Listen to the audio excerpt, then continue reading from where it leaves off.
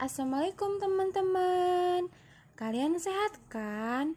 Sehatlah, jangan sakit-sakit. Perkenalkan, nama saya Salma Junia Matesa. Udah pada kenal kan? Saya dari Prodi Kebidanan semester 2 di Institut Medika Dr. Gigi Suherman. Di sini saya akan menjelaskan tentang adaptasi psikologi pada bayi. Pada penasaran kan? Yuk kita simak sama-sama. Let's go. Jadi, di sini saya akan menjelaskan materi tentang adaptasi psikologi pada bayi. Yang pertama, ada masa bayi pada umur 0 bulan sampai 11 bulan. Kalian pada tahu gak sih apa itu masa bayi?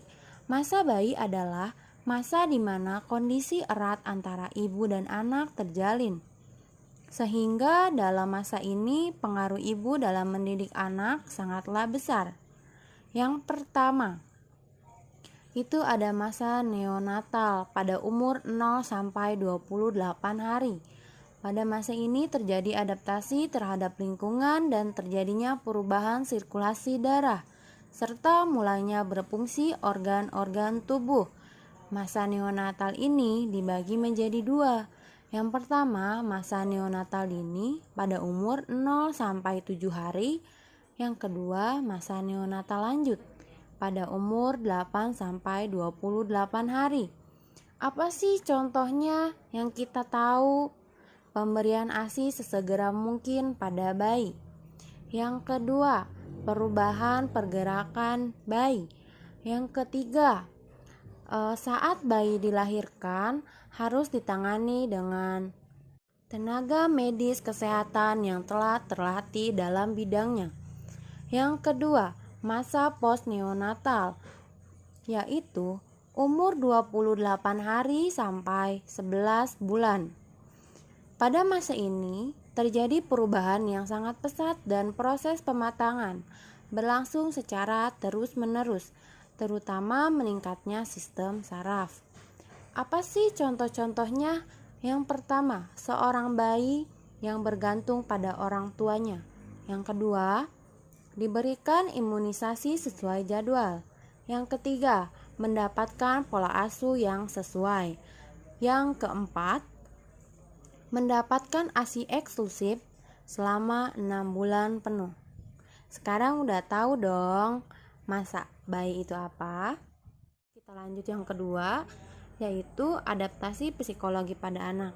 Perkembangan kejiwaan pada masa ini adalah masa di mana anak senang mempersiapkan diri untuk bersekolah. Demikian pula masa ini menyebutkan masa ententis dikarenakan anak mulai mengenal dunia sekitarnya terasa lebih indah. Pertumbuhan fisik pada masa ini relatif lambat dan seimbang. Peningkatan berat badan lebih banyak daripada tinggi badan. Dan perkembangan motorik pada masa ini lebih halus dan lebih terkoordinasi dibanding masa bayi. Masa anak-anak terlihat cepat berlari, pandai meloncat dan dapat melakukan aktivitas yang ringan. Dan mulai belajar untuk berjalan, belajar membaca, belajar mengambil makanan sendiri, belajar mengetahui jenis kelamin, belajar membedakan mana yang baik dan mana yang buruk, dan mengontrol cara buang air besar. Sekarang sudah jelas kan? Sekarang kita masuk ke proses adaptasi psikologi pada masa prasekolah anak umur 60 bulan sampai 72 bulan. Pada masa ini, pertumbuhan berlangsung dengan stabil. Terjadi perkembangan dengan aktivitas jasmani yang bertambah dan meningkatnya keterampilan dan proses berpikir.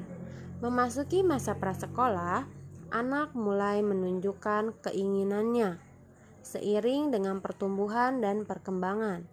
Seperti apa sih? Pertama, sudah mulai kelihatan agresif, sudah mulai memberontak dengan orang tua jika ia tidak suka, dan sudah mulai bisa mempertanggungjawabkan atas perbuatannya.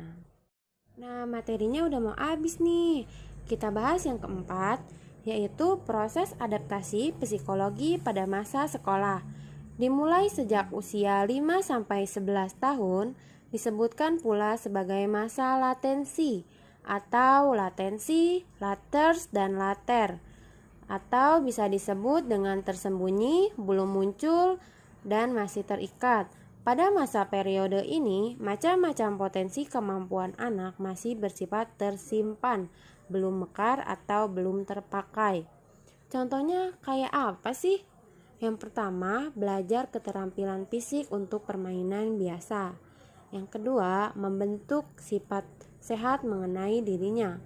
Yang ketiga, mulai untuk bergaul dengan teman-temannya, belajar dengan peran jenis kelaminnya, membentuk keterampilan dasar seperti menulis, membaca, menghitung, dan lain-lain. Selesai materi kita. Oke teman-teman, sekian materi dari saya. Semoga bermanfaat ya. Wassalamualaikum warahmatullahi wabarakatuh.